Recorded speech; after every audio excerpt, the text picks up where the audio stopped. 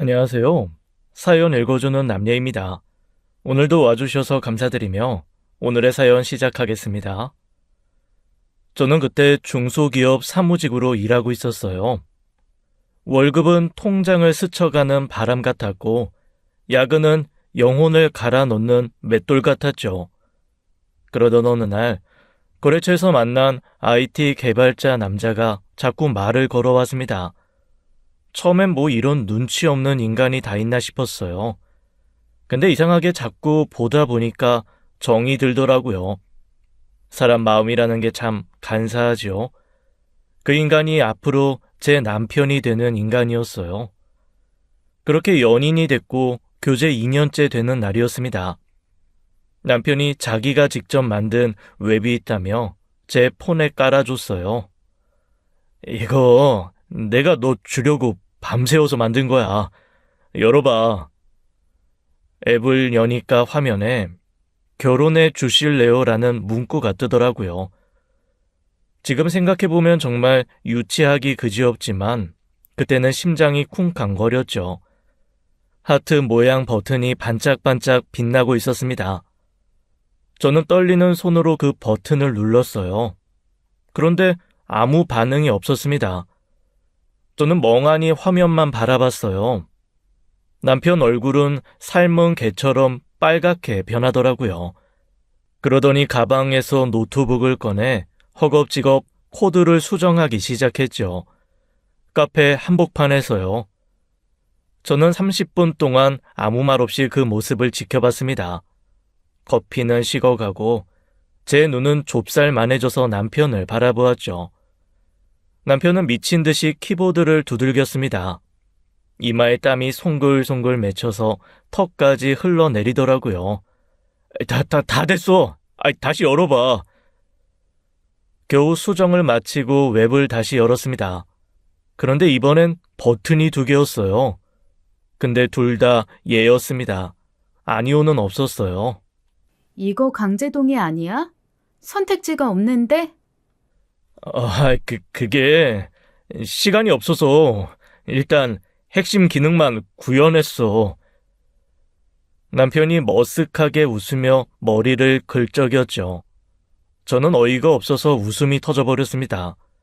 카페 전체에 제 웃음소리가 퍼졌어요. 뭐 이런 인간이 다 있나 싶으면서도 그 허당스러움에 정이 확 꽂혔습니다. 결국 저는 예 버튼 중 하나를 눌렀어요. 이 남자 순수하긴 하네 싶었죠. 개발 실력은 버그투성이지만 마음만은 진심이겠거니 했어요. 그때는 몰랐습니다. 그 순수함이 나중에 완전히 사기였다는 걸요. 버그는 앱에만 있는 게 아니었더라고요. 인성에도 버그가 잔뜩 숨어 있었죠. 결혼 1년 만에 아들을 낳았고 남편의 간곡한 부탁에 퇴사 후 전업주부가 됐습니다. 안정적인 수입 덕에 행복한 신혼을 보냈어요.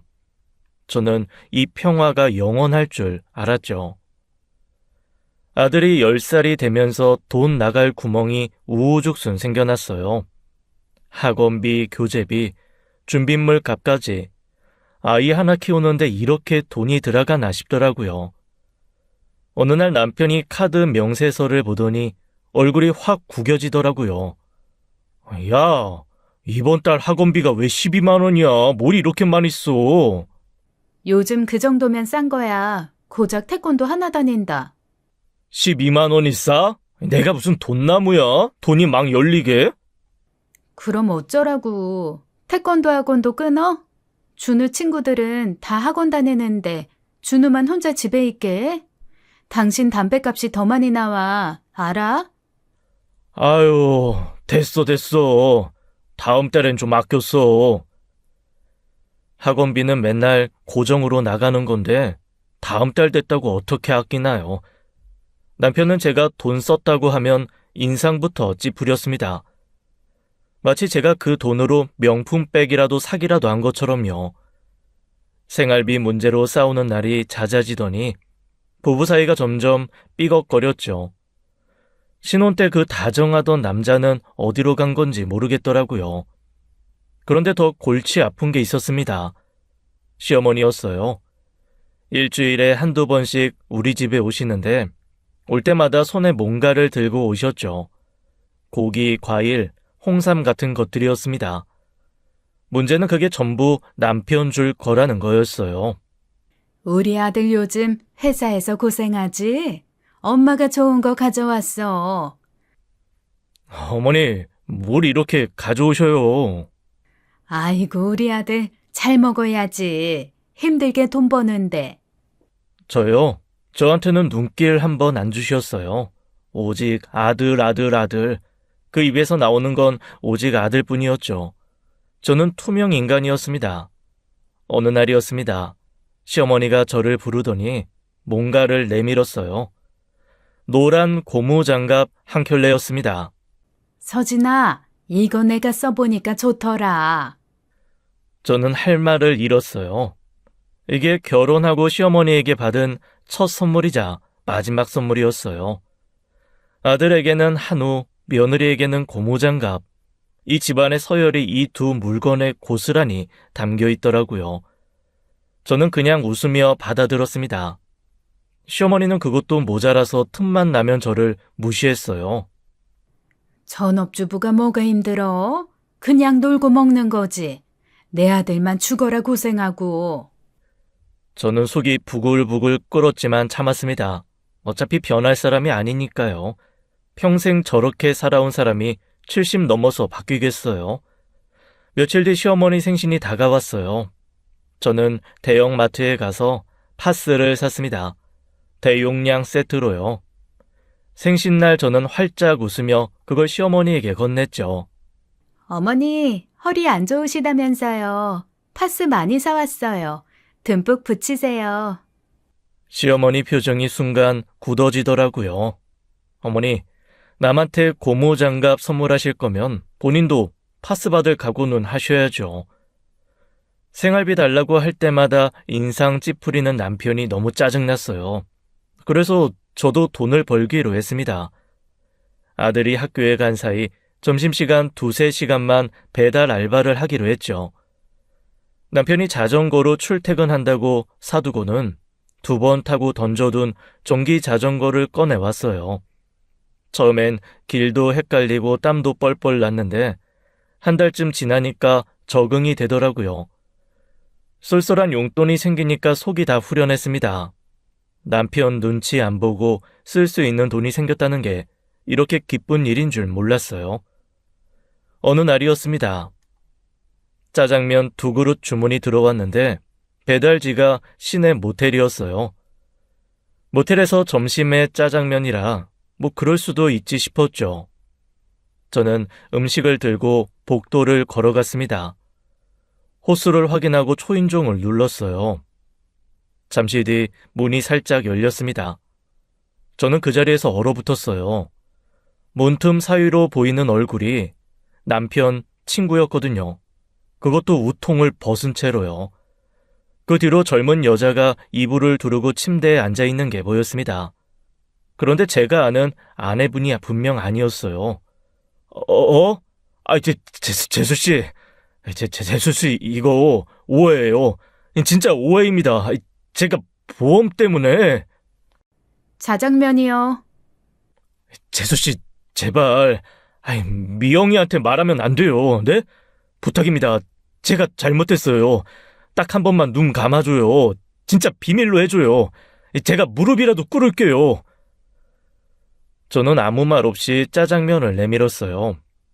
남편 친구가 벌겋게 달아오른 얼굴로 음식을 받아들더라고요. 자기야, 누구야? 그게 아무것도 아니야. 아무것도 아니라고요? 이 새끼가 정신을 못 차렸네요. 내가 10분 안에 아무것도 아닌 게 아닌 걸로 만들어주겠다고 다짐했죠. 남편 친구 놈이 상간녀를 볼 때 저는 핸드폰을 꺼내 그 장면을 동영상으로 찍었습니다. 배달 완료요. 저는 문을 쾅 닫아버리고 돌아서서 빛의 속도로 계단을 뛰어내려 나왔습니다. 짜장면 2그릇 배달하고 2,000원 벌었는데 세상 구경은 2천만 원치를 했죠. 남편 친구 아내 미영 씨는 저와 부부 동반 모임에서 자주 만나던 사이였어요. 술자리에서 남편 자랑을 그렇게 하더니 그 남편이 모텔에서 상간녀랑 짜장면을 드시고 계시더라고요. 이걸 어떻게 참나요? 저는 배달을 마치자마자 미영 씨에게 전화를 걸었습니다. 미영 씨, 나야. 언니, 오랜만이다. 잘 지내지? 아니, 잘 못 지내. 미영 씨 남편 오늘 뭐 하는지 알아? 출장 갔는데? 부산에. 왜? 부산? 아, 출장 간다고 했다고? 새끼들, 변명이 정말 한결같네. 부산이 우리 동네 모텔이었어? 뭔 소리야?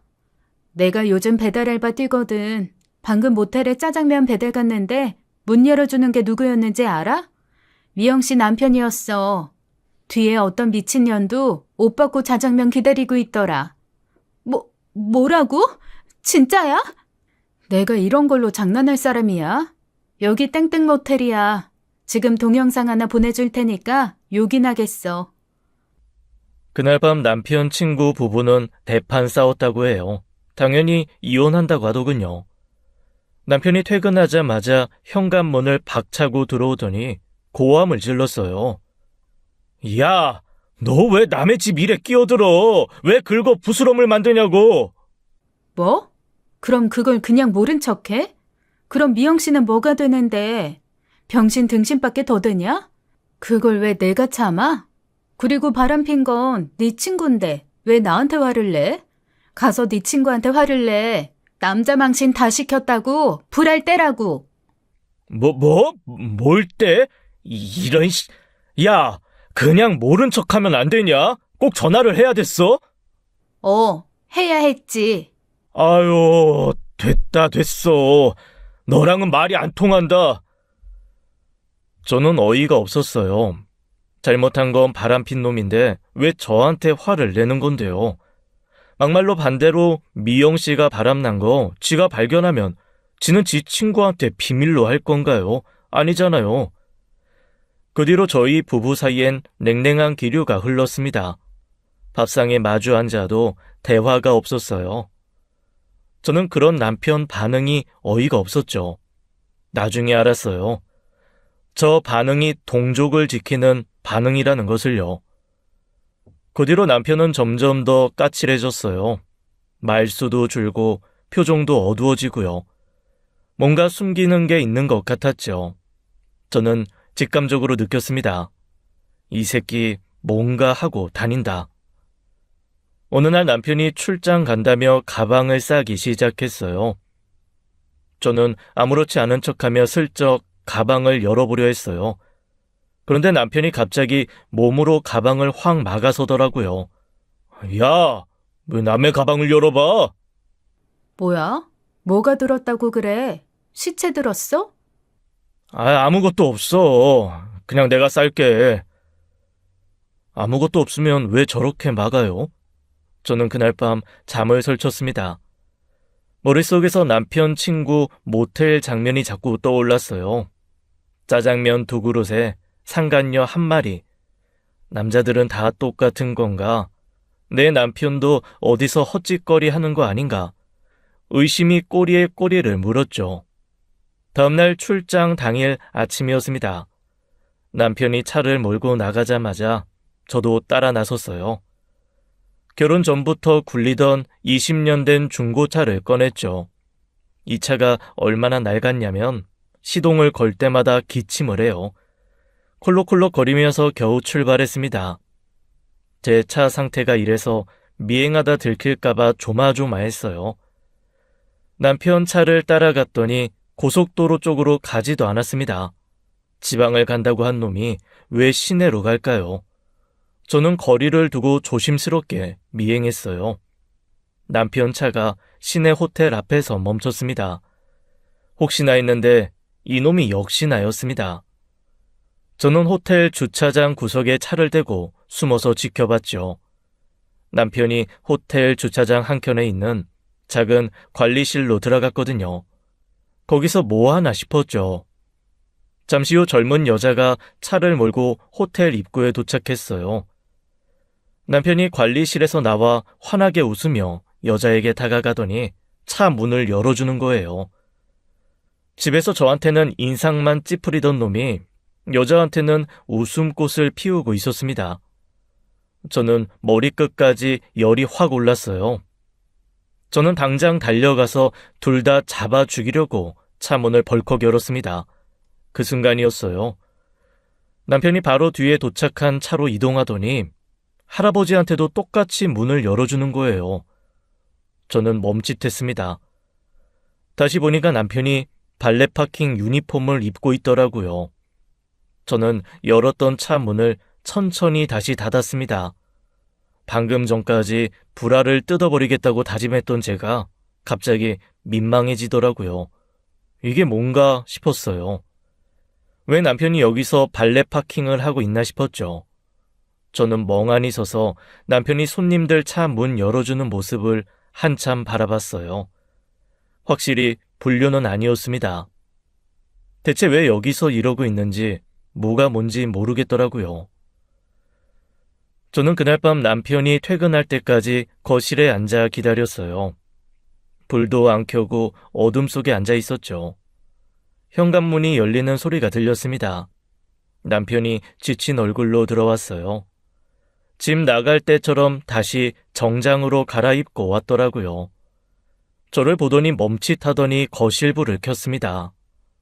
왜 불도 안 켜고 앉아 있어? 어디 갔다 와? 회사 갔다 오지 어딜 갔다 와? 오늘 호텔에서 봤어. 남편 얼굴이 순간 굳어지더라고요. 한참 동안 아무 말이 없었어요. 남편이 천천히 소파에 앉더니 고개를 푹 숙였어요. 그게... 남편 입에서 나온 이야기는 제 예상과 완전히 달랐습니다. 회사에서 대형 프로젝트가 터졌대요. 남편이 맡은 개발권이 통째로 날아갔고 그 책임을 남편한테 뒤집어 씌웠다고 했어요. 윗놈들이 자기들 살자고 나한테 다 떠넘긴 거야. 결국 권고사직 당했어. 3달 전에. 뭐? 3달? 3달 동안 나한테 숨긴 거야?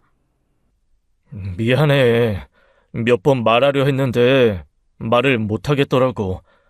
이 나이에 잘렸다는 게 너무 창피해서 이제 뭐 먹고 살아야 하나 고민하다 보니 시간이 이렇게 지났네. 미안해.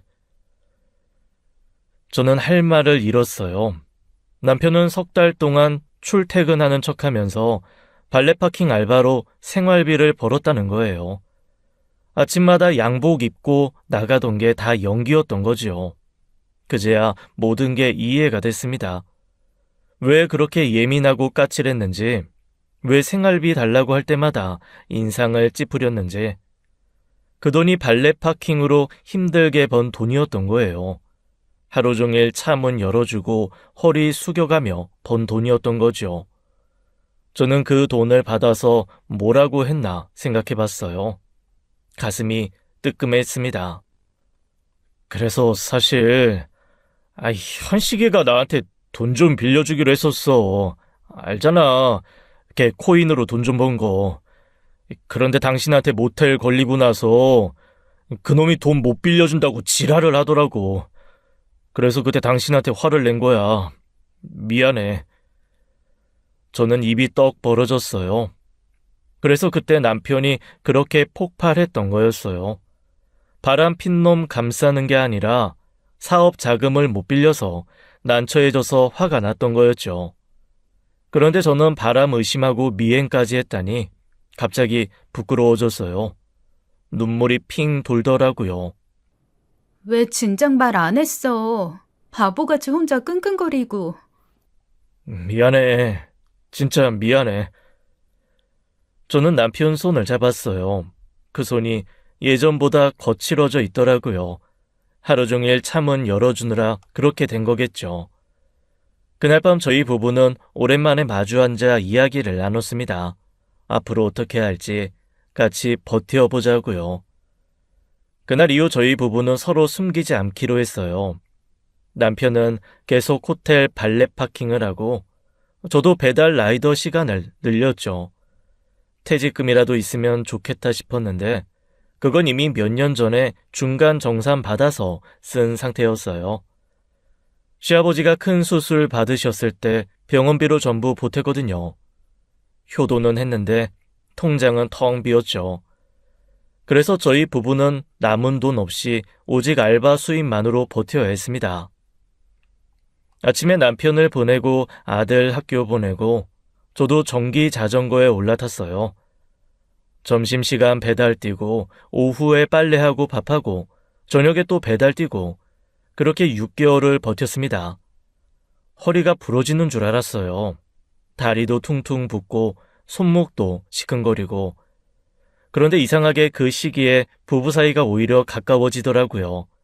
서로 힘든 거 아니까 싸울 기운도 없었던 것 같아요. 남편이 퇴근하면 저도 배달 끝내고 집에 들어왔죠. 둘이 거실 바닥에 드러누워서 천장을 보면서 한숨 쉬는 게 일과였습니다. 오늘 어땠어?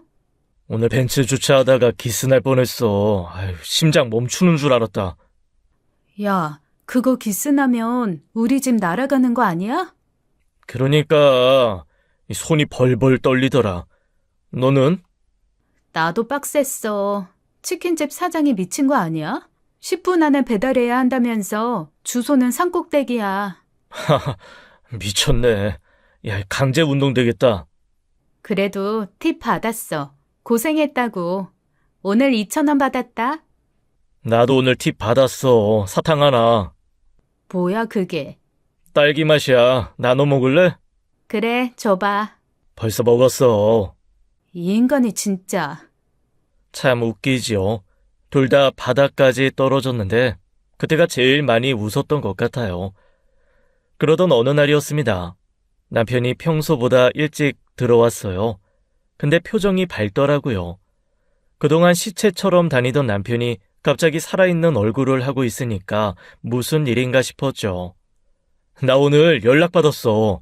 전 직장 선배가 스타트업 창업했는데 개발팀장으로 와달래. 진짜?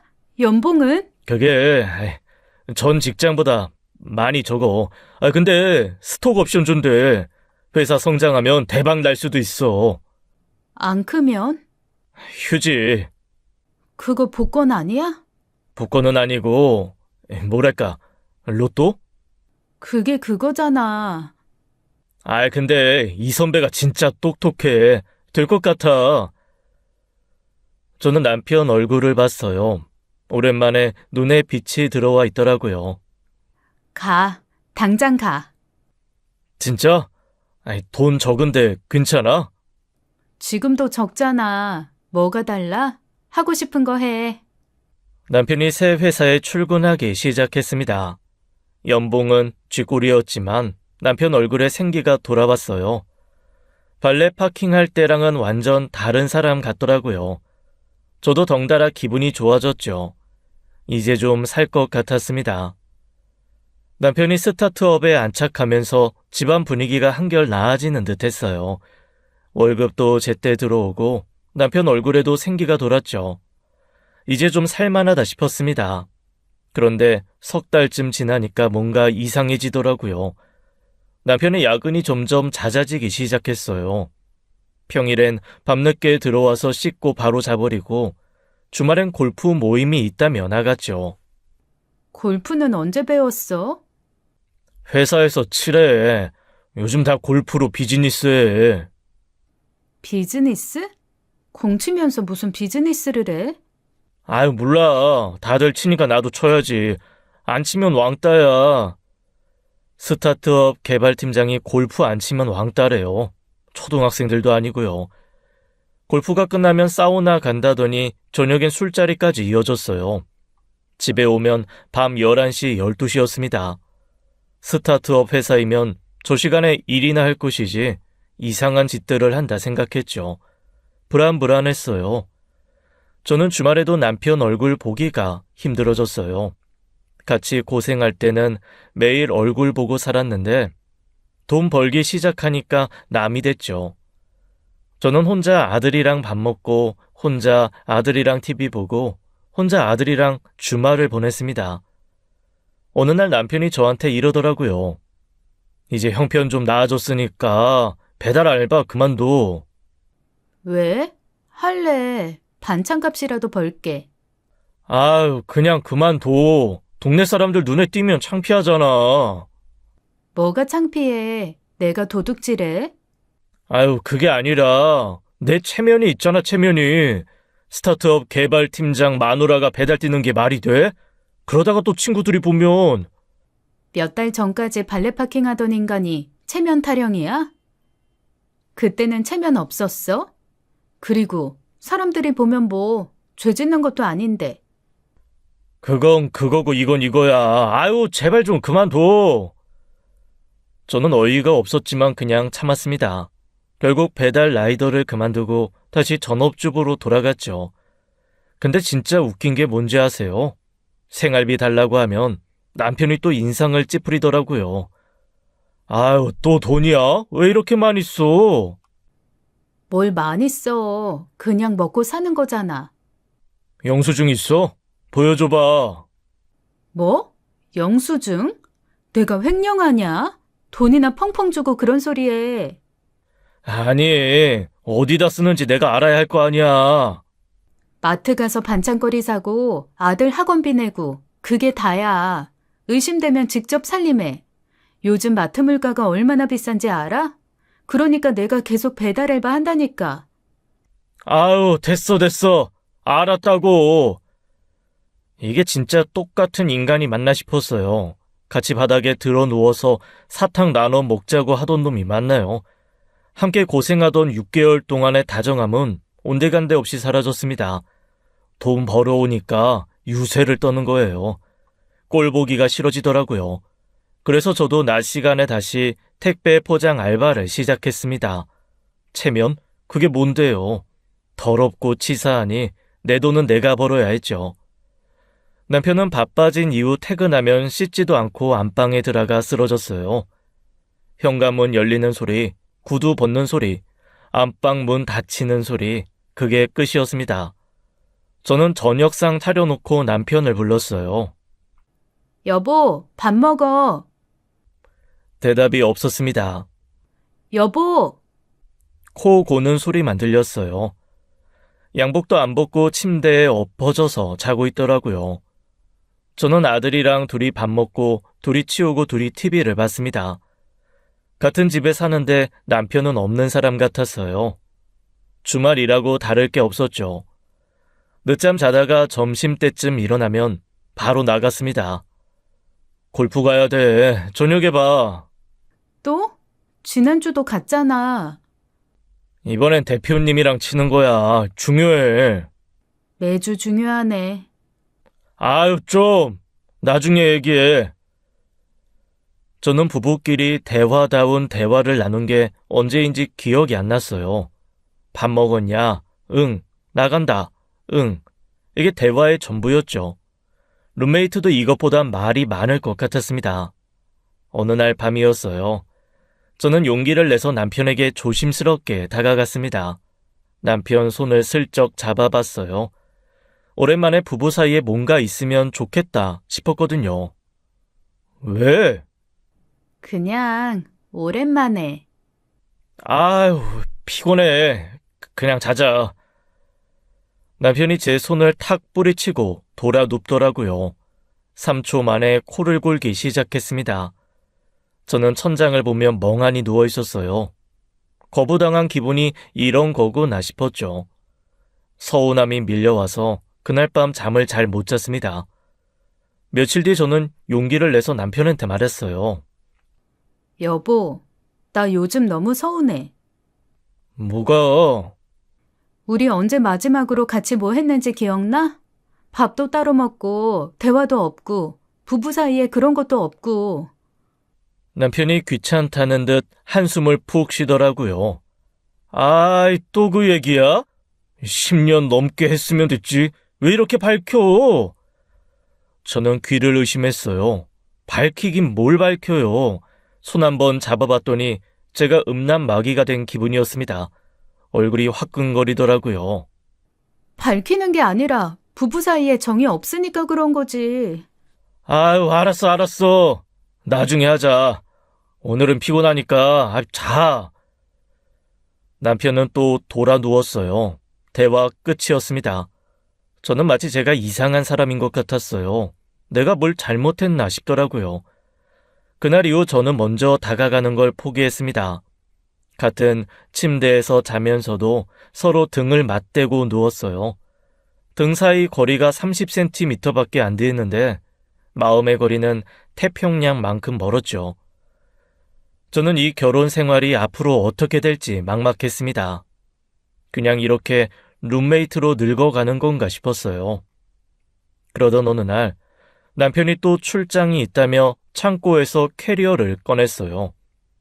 저는 거실에서 빨래를 개고 있었죠. 남편이 안방에서 짐을 싸더니 화장실에 들어갔습니다. 저는 장롱에 옷을 넣다가 무심코 살짝 열린 틈으로 캐리어 안을 들여다봤어요. 그런데 캐리어 한쪽에 예쁘게 포장된 선물 상자가 놓여 있더라고요.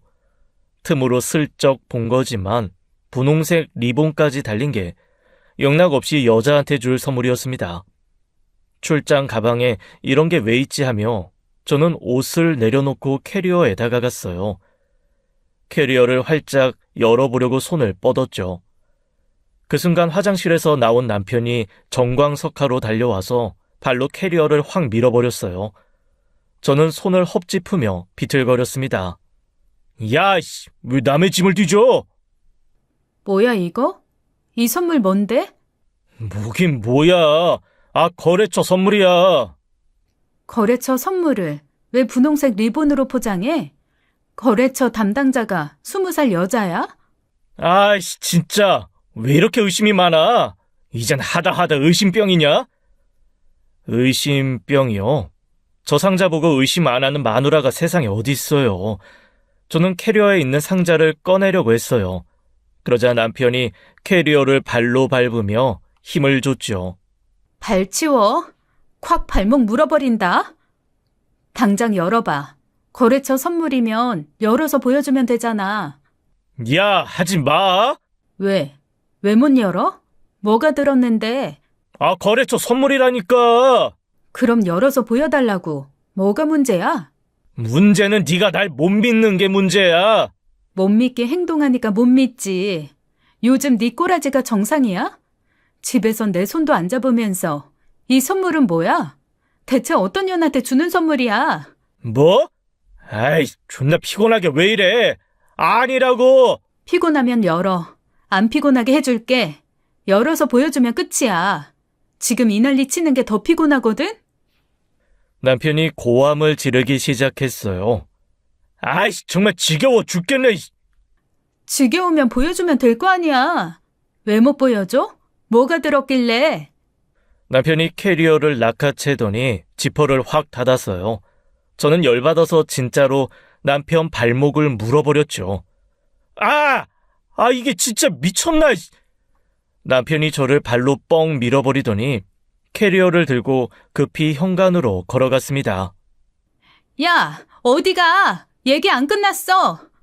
끝났어. 나 늦어. 현관문이 쾅 닫혔어요. 저는 텅 빈 거실에 혼자 서 있었습니다. 심장이 쿵쿵 뛰었어요. 손이 부들부들 떨리더라고요. 발레 파킹 알바할 때 미행했을 때는 제가 오해를 한 거였어요. 근데 아무리 생각해도 이번엔 달랐습니다. 저 반응은 뭔가 있는 놈의 반응이었어요. 떳떳하면 그냥 열어서 보여주면 되잖아요. 왜 발로 차고 소리 지르고 도망가요? 저는 결심했습니다. 이번엔 직접 미행 안 해요. 20년 된 중고차로 따라가다가 또 허탕칠 수는 없잖아요. 제대로 확실하게 잡아야 해요. 저는 인터넷을 켜고 흥신소를 검색하기 시작했습니다. 돈이 좀 들더라도 이번엔 확실하게 증거를 잡기로 했죠. 저는 인터넷에서 평판 좋은 흥신소를 검색했어요. 후기 좋은 곳으로 골라서 상담 예약을 잡았죠. 며칠 뒤 흥신소 사무실을 찾아갔습니다. 생각보다 깔끔한 오피스텔이더라고요. 드라마에서 보던 것처럼 어둡고 담배 냄새 나는 곳인 줄 알았는데 아니었어요. 어떤 건으로 오셨어요? 남편이요. 바람 피는 것 같아서요. 아, 외도 조사요? 뭐 많이 들어오시죠. 남편 사진이랑 차량 번호 있으세요? 여기요. 출퇴근 시간도 적어왔어요. 꼼꼼하시네요. 이 정도면 금방 잡아요. 금방이요? 얼마나 걸려요? 일주일이면 충분합니다. 외도하는 사람들이 생각보다 허술해요. 본인들은 완벽하게 숨긴다고 생각하는데 전문가인 저희들이 볼 때는 다 티 나거든요. 비용은요? 선불이고요. 여기 견적서 보세요. 저는 그동안 택배 포장 알바하면서 모은 돈으로 결제했어요. 남편 몰래 번 돈으로 남편 뒤를 캐는 거지요. 아이러니했습니다. 그 뒤로 일주일이 얼마나 길던지요. 하루가 1년 같았어요. 남편이 출근하면 오늘은 뭐가 찍히나 궁금했고 퇴근하면 저 새끼가 어디 갔다 오나 의심이 됐죠. 밥을 먹어도 맛을 모르겠고 잠을 자도 개운하지 않았습니다. 일주일 뒤 흥신소에서 연락이 왔어요. 증거 확보됐습니다. 방문해 주세요. 저는 바로 흥신소로 달려갔죠. 상담원이 사진 여러 장과 보고서를 테이블에 펼쳐 놓았습니다. 사진을 보는 순간 머리가 멍해지더라고요. 남편이 어떤 아파트에 들어가는 모습, 나오는 모습이 찍혀 있었어요. 일주일 동안 이 아파트에 4번 드나들었습니다. 4번이요? 네, 월요일, 수요일, 금요일, 일요일 거의 이틀에 한 번 꼴이네요. 열심히 다니시더라고요. 이 집이 뭔데요? 조사해봤는데요. 이 집 주인은 30대 초반 여성이고 유부녀입니다. 남편은 해외 파견 근무 중이에요. 유부녀요? 남편이 해외에 있고? 네, 그래서 마음 놓고 집으로 부른 거죠. 밖에서 만나면 눈에 띄니까요. 저는 이를 악물었어요. 남편이 해외에 나가 있으니까 그 빈집에서 신나게 놀았던 거죠. 상담원이 서류 한 장을 건넸습니다. 여기 상간녀 정보 다 있어요. 이름, 나이, 집 주소, 남편 직장까지 소송하실 때 다 쓰실 수 있어요. 저는 떨리는 손으로 서류를 받았어요. 최예란, 32살. 예감이 틀리지 않았습니다. 그 분홍 리본 선물은 역시 인연한테 줄 거였던 거예요. 사무실을 나서면서 저는 생각했어요. 이대로 변호사 찾아가서 소송을 때리면 끝이긴 해요. 근데 그건 너무 싱거웠습니다. 저 새끼들이 그렇게 쉽게 끝나면 안 되죠. 법정에서 만나기 전에 제가 먼저 인사를 해야겠어요. 저는 칼춤을 한번 추기로 결심했습니다. 소화기를 들고요. 며칠 뒤 남편이 또 골프 간다며 집을 나섰어요. 골프요? 이제 그 말을 누가 믿어요? 저는 남편 차가 출발하자마자 바로 뒤따라 나갔습니다. 20년 된 중고차가 오늘따라 기침도 안 하고 잘 나가더라고요. 차도 복수할 때는 아는가 봐요. 역시나 남편은 골프장이 아니라 상간녀 아파트로 향했어요. 흥신소에서 받은 주소랑 똑같은 곳이었죠. 저는 남편이 주차하고 아파트로 들어가는 걸 확인했습니다. 30분쯤 기다렸어요. 충분히 옷 벗고 신나게 놀 시간을 줬죠. 저는 조수석에서 집에서 가져온 소형 소화기를 꺼냈습니다. 인생 최고의 쇼를 찍을 거였죠. 그땐 눈에 뵈는 게 없었거든요. 저는 아파트로 들어가서 엘리베이터를 탔어요. 상간녀 집 앞에 도착했습니다. 현관문 앞에 서니까 심장이 쿵쾅거리더라고요. 손에 든 소화기가 무겁게 느껴졌어요. 저는 심호흡을 했습니다. 그리고 초인종을 눌렀어요. 불이야! 불이야! 목청껏 소리쳤죠. 불이야! 빨리 나오세요! 불이야! 복도가 쩌렁쩌렁 울렸어요. 몇 번을 반복하니까 안에서 부스럭거리는 소리가 들렸습니다. 현관문이 벌컥 열렸어요. 얇은 슬립 차림의 여자가 뛰쳐나왔습니다. 사진으로만 보던 그 얼굴이었어요. 최예린. 그 뒤로 가운만 걸친 남편이 허둥지둥 따라 나오는 게 보였죠. 어디서 불이? 저는 두 사람을 확인하자마자 소화기 안전핀을 뽑았어요. 그리고 분사했습니다. 하얀 가루가 상간녀와 남편의 얼굴을 뒤덮었어요. 아이씨, 뭐야? 둘 다 앞을 못 보고 콜록거리며 바닥에 쓰러지더라고요. 눈, 코, 입이 전부 하얀 가루로 뒤덮여서 저를 볼 수가 없었어요. 저는 소화기를 바닥에 내려놓고 상간녀 머리를 움켜쥐었습니다. 그리고 복도 바닥에 내동댕이를 쳤어요. 누구야? 누구냐고? 저는 대답 안 했어요. 저는 남편 머리채도 잡아서 끌어다가 상간녀 옆에 나란히 쓰러뜨렸어요. 누구야? 눈이 안 보여. 너 누군지 잡히면 가만 안 둔다. 그만해. 제발. 저는 정신없이 둘을 번갈아 후려쳤어요. 상간녀 뺨을 때리고 남편 등짝을 때리고 나중에 소화기로 남편 등을 찍었죠. 둘 다 눈을 못 떠서 허우적거리기만 하더라고요. 팔이 아플 틈도 없었습니다. 몸이 알아서 움직였어요. 10년 넘게 밥 해주고 빨래 해주고 애 키워준 세월이 주먹에 실렸죠. 아이씨, 누구냐고! 왜 이래! 살려줘. 경찰 부를 거야? 저는 입을 꾹 다물고 계속 팼어요. 말 안 해도 됐습니다. 내가 누군진 알 필요 없어요. 너희는 그냥 쳐맞으면 돼요. 복도가 난장판이 됐죠. 둘을 패는 와중에 뭔가 이상한 게 보였어요.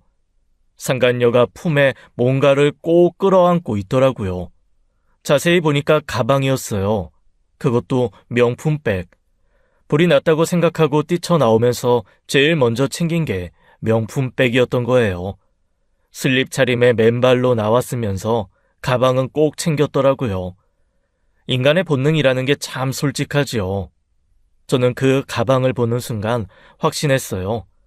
분홍 리본 달린 그 선물, 거래처 선물이라고 우겼던 게 그게 저거였구나. 저는 코웃음이 나왔습니다.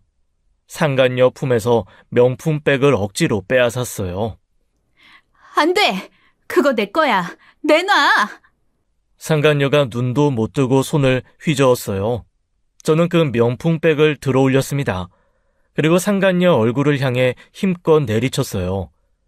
금속 장식 부분이 상간녀 뺨에 정확히 맞았습니다. 뺨에 시뻘건 자국이 생기더라고요. 명품백이 원래 용도보다 훨씬 쓸모있게 쓰이는 순간이었죠. 저는 돌아서서 바닥에 엎드린 남편 등짝도 명품백으로 내리쳤어요. 퍽퍽퍽. 남편이 소화기 가루 때문에 눈을 못 뜨고 기침하며 바닥을 기어다녔어요. 꼴이 참 볼만하더라고요. 바퀴벌레처럼 기어다니고 있었죠. 오빠 뭐해? 나 좀 도와줘. 나도 안 보여. 씨발, 누구야 이게? 내가 어떻게 알아? 둘이 서로 싸우기 시작하더라고요. 눈도 못 뜨면서 서로 탓하는 게 볼만했어요. 저는 그 틈에 다시 상간녀에게 돌아갔습니다. 머리채를 움켜쥐었어요. 그리고 힘껏 잡아당겼죠. 머리카락 한 뭉텅이가 뜯겨 나왔습니다. 내 머리! 상간녀가 비명을 지르며 머리를 감싸지고 바닥에 웅크렸어요. 저는 뜯긴 머리카락을 남편 얼굴에 던졌습니다. 아이씨, 뭐야 이게, 아이씨! 복도가 완전 난장판이었어요. 하얀 소화기 가루, 뜯긴 머리카락, 나뒹구르는 명품백, 예술작품 같았죠. 제발 그만해! 누구야? 돈 줄게! 얼마 원해? 돈이요? 저는 속으로 비웃었어요. 생활비 달라고 할 때는 영수증 내놓으라더니 지금은 돈을 준다고요? 신고할 거야. 경찰 부를 거야. 사람 살려. 여기 미친 새끼 있어요. 저는 충분히 팼다고 생각했습니다. 명품백을 복도 바닥에 내팽개쳤어요. 그리고 유유히 아파트를 빠져나왔죠. 일부러 계단으로 재빨리 내려왔습니다. 기분은 최고였어요. 그날 밤 남편은 집에 안 들어왔어요. 궁금하지도 않았습니다. 상간녀 집에서 얼굴에 소화기 가루 닦고 있었겠죠. 다음날 저는 바로 변호사 사무실을 찾아갔어요. 이혼 소장을 작성하고 바로 법원에 접수했죠. 접수 끝나고 나오니까 속이 다 시원하더라고요. 저는 집에 돌아가서 아들이랑 짐을 쌌습니다. 아들한테는 아빠가 큰 잘못을 해서 엄마랑 따로 살아야 한다고 말했어요. 아들이 뭐라고 물었지만 자세한 건 나중에 설명해 주기로 했죠. 저희 모자는 그날 바로 친정으로 들어갔습니다. 며칠 뒤 시어머니에게 연락이 왔어요. 남편 새끼는 잠수를 타더라고요. 서진아, 우리 만나서 얘기 좀 하자. 무슨 얘기요? 할 말이 없는데요. 전화로 할 얘기가 아니야. 나와. 저는 약속 장소로 나갔어요. 제가 피할 이유는 없었으니까요. 당당하게 어깨를 피고 나갔죠. 카페에 들어가니까 시어머니가 먼저 와서 앉아 있더라고요. 저를 보더니 한숨을 푹 쉬었습니다. 서진아, 이게 뭐 하는 짓이야? 소송은 왜 걸어? 아드님이 바람을 피웠으니까요.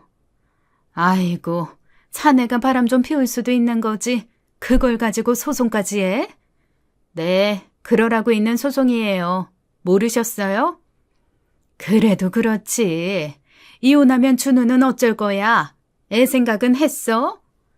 애 생각 안 한 건 아드님이에요. 저한테 왜 그래요?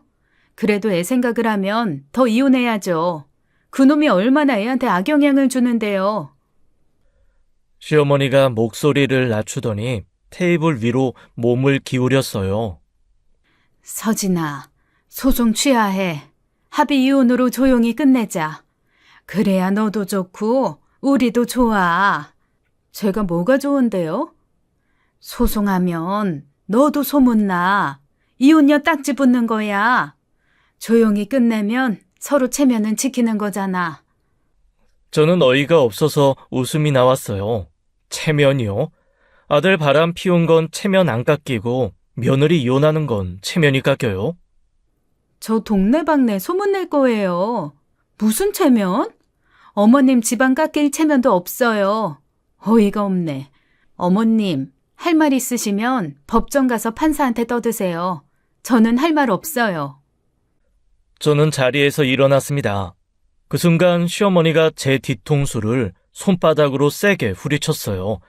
찰싹 소리가 카페 안에 울렸죠. 인연이 어디서 버릇없이. 어머니, 저 지금 눈에 뵈는 거 없어요. 반쯤 미친년이라고요. 뭐? 이것이? 시어머니가 또 손을 올렸어요. 저는 그 손이 제 몸에 닿기도 전에 먼저 시어머니 뺨을 후려쳤습니다. 인연이 시어미를 때려? 시어머니가 비명을 지르며 제 머리채를 잡아당겼어요. 저도 시어머니 머리채를 잡았죠. 둘이 뒤엉켜서 카페 안에서 싸웠습니다. 인연이, 죽어라 인연아. 인연이 물어? 저는 시어머니 손을 아주 잘근잘근 물었습니다. 주변에 있던 사람들이 몰려와서 저희를 떼어 놓았어요. 저는 흐트러진 머리를 정리하며 시어머니를 노려봤습니다. 꼴 좋으시네요. 아들 때문에 아주 돌아가시기 전에 별짓을 다 하시죠? 좋겠네요. 그럼 이제 법정에서 봬요, 아줌마. 저는 그 말을 남기고 카페를 나왔죠. 저는 친정에 돌아와서 상간녀 남편에게 연락을 했습니다. 흥신소 조사 내용에 상간녀 남편 연락처도 있었거든요. 해외 파견 근무 중이라고 했어요. 여보세요? 안녕하세요. 저는 김태호 씨 아내입니다. 정확히는 곧 전 아내가 될 사람이에요. 네? 김태호요? 그게 누구신데요? 최예린 씨 아시죠? 선생님 아내요. 그걸 왜 물으시는 거예요? 선생님 아내랑 제 남편이 바람을 피웠어요. 선생님이 해외 나가 계신 동안에요. 전화기 너머로 침묵이 흘렀어요. 한참 뒤에 남자 목소리가 다시 들렸습니다. 지금 무슨 말씀을 하시는 거예요? 장난 전화예요? 장난 아니고요. 증거 사진도 있어요. 흥신소에서 일주일 동안 미행해서 찍은 거예요. 증거요? 카톡으로 보내드릴게요. 지금 당장. 저는 전화를 끊고 흥신소 사진들을 카톡으로 전송했어요. 남편이 상간녀 아파트에 들어가는 사진, 나오는 사진, 집에 이제 질렸는지 가끔 모텔을 드나드는 사진까지요. 참 잘 나왔더라고요. 잠시 뒤 전화가 다시 왔습니다. 이게 진짜예요? 네. 일주일에 4번 드나들었어요. 선생님 집으로요. 이런 멍멍이 같은... 저도 이혼 소송 넣었어요. 선생님도 아내한테 위자료 청구하실 수 있어요. 참고하세요. 귀국할게요. 당장 귀국해서 그냥 죽여버릴 거예요. 죽이시면 안 되고요. 합법적으로 뜯어내세요. 아니면 전 몰래 패시든지. 전 그렇게 했거든요. 감사합니다. 알려주셔서. 같은 처지니까요. 힘내세요. 저는 전화를 끊었어요. 이상하게 동지애 같은 게 느껴지더라고요. 며칠 뒤에 상간녀 남편에게서 연락이 왔어요. 저도 이혼 소송 넣었습니다. 위자료 청구도요. 잘하셨어요. 그리고 김태호 씨 만났습니다. 제 남편을 만났어요? 네, 좀 때렸어요. 알려주신 것처럼 정체 숨기고. 많이요? 갈비뼈에 금이 같아요. 저 얼굴도 좀 많이 부었고요. 저는 속으로 쾌재를 불렀어요. 제가 소화기로 때린 건 맛보기였고 진짜 본게임은 이 남자가 해준 거였죠. 전화를 끊고 저는 웃음이 나왔어요. 바람둥이 잡는 데는 연대가 최고더라고요. 몇 달간의 재판이 이어졌어요. 변호사가 열심히 싸워줬고 증거가 확실해서 결과는 뻔했죠. 제 승소였습니다. 판결문을 받아들고 법원을 나올 때 하늘이 그렇게 파랄 수가 없더라고요. 재산 분할로 재산 절반을 받아냈어요. 아들 양육권도 제게 주어졌고 매달 양육비도 받기로 판결이 났죠. 거기다 남편의 유책 사유가 인정되어서 위자료까지 추가로 뜯어냈습니다. 물론 상간녀한테도 따로 소송을 걸어서 위자료를 받아냈어요. 2마리 토끼를 다 잡은 거죠. 그런데 진짜 통쾌한 건 따로 있었어요. 불륜 사실이 전 남편 회사에 알려진 거였습니다. 어떻게 알려졌는지는 모르겠어요. 저는 아무 말도 안 했거든요. 아마 소송 과정에서 새어나갔겠죠. 전 남편은 스타트업에서 권고사직을 당했어요. 스톡옵션이요? 당연히 휴지가 됐죠. 복권은 긁어야 당첨인데 긁기도 전에 불에 탔으니까요. 전 남편이 일자리를 잃고 밑바닥 인생으로 추락했다는 소문이 들려왔어요. 발레 파킹 알바를 다시 한다는 말도 있었죠. 처음에는 가족 먹여 살리려고 발레 파킹을 했는데 이번엔 혼자 먹고 살려고 발레 파킹을 하는 거였습니다. 인과응보가 이렇게 빠를 줄 몰랐어요. 상간녀 남편도 승소했다는 연락을 받았어요. 상간녀에게 거액의 위자료 판결이 내려졌다고 하더라고요. 남편 해외 나간 사이에 노란한 대가가 톡톡히 나온 거죠. 명품백 맞으며 뜯긴 머리카락 값보다 훨씬 비쌌을 거예요. 이혼 소송은 끝났지만 저는 아직 할 일이 남아 있었어요. 위자료 받아낸 것만으로는 좀 아쉬웠거든요. 상간녀가 아무 일 없다는 듯이 잘 살면 안 되잖아요. 저는 컴퓨터 앞에 앉아서 전단지를 만들기 시작했어요. 상간녀 사진, 이름, 나이, 불륜 사실 아주 깔끔하게 정리했죠. 글씨 크기도 조절하고 레이아웃도 신경 썼어요. 복수에는 디자인이 중요하거든요. 프린터로 200장 정도 뽑았습니다. 새벽 3시 저는 검은 옷을 입고 집을 나섰어요. 상간녀가 가게를 하고 있다는 건 흥신소 자료에 있었죠. 네일샵이었어요. 저는 상간녀 가게가 있는 상가 건물로 향했습니다. 인적이 드문 시간이라 거리가 텅 비어 있었어요. 가로등 불빛만 희미하게 비추더라고요. 저는 가게 앞에 전단지를 뿌렸어요. 상가 입구 유리문에도 테이프로 붙였죠. 엘리베이터 안, 계단 입구, 화장실 문, 붙일 수 있는 곳은 다 붙였어요. 주변 아파트 단지로 가서 우편함에도 전단지를 넣었습니다. 한 장 한 장 정성스럽게요. 새벽 배달부가 된 기분이었죠. 배달하던 시절 실력이 여기서 쓰일 줄은 몰랐어요. 전단지를 다 뿌리고 저는 빠르게 자리를 떴습니다. 집에 돌아오니까 새벽 5시였어요. 샤워하고 누우니까 잠이 솔솔 오더라고요. 복수는 숙면에 좋았습니다. 며칠 뒤 저는 슬쩍 상간녀 가게 주변을 지나가 봤어요. 가게 앞에 손님이 한 명도 없더라고요. 유리창에 뭔가 적혀 있는 게 보였어요. 가까이 가서 보니까 빨간 스프레이로 더러운 상간녀라고 쓰여 있었습니다. 동네 사람들 솜씨였죠. 저는 속으로 웃으면서 지나갔어요. 2주일 뒤 다시 가봤습니다. 가게 임대 문이 현수막이 걸려 있더라고요. 문은 굳게 닫혀 있었고 안은 텅 비어 있었어요. 네일샵에서 하던 손톱 다듬는 실력으로 남의 남편을 다듬더니 결국 가게가 날아갔죠. 저는 그 현수막을 한참 바라봤어요. 통쾌했습니다. 이제야 좀 속이 풀리더라고요.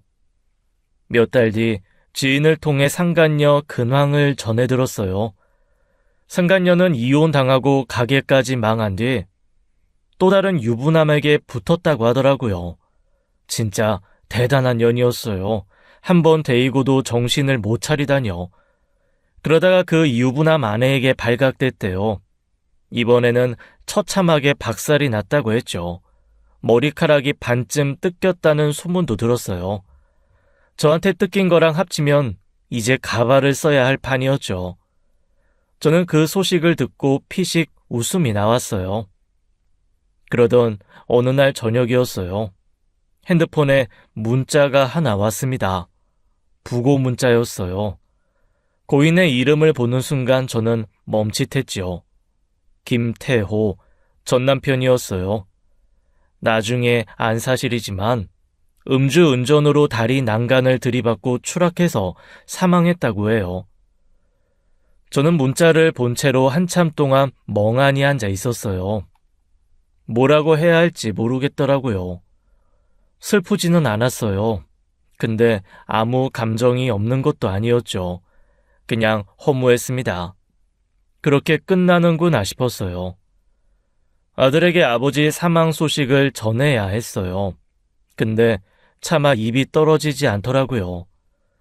아빠가 바람 피워서 이혼한 것도 충격이었는데 이제 죽었다고까지 어떻게 말해요. 저는 당분간 말하지 않기로 했어요.